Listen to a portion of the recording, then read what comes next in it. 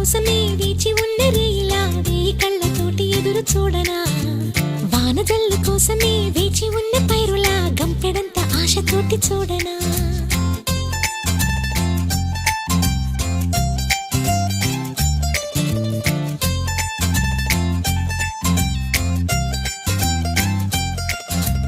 జోల పాట కోసం ఉయ్యాలలోన చంటి పాపలాగా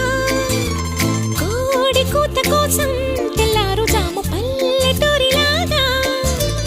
ఆగనే లేనుగా చెప్పవా నేరుగా గుండెలో ఉన్న మాట ఏ ఒకటి రెండు మూడు అంటూ అరే ఒక్కో క్షణాన్ని నేను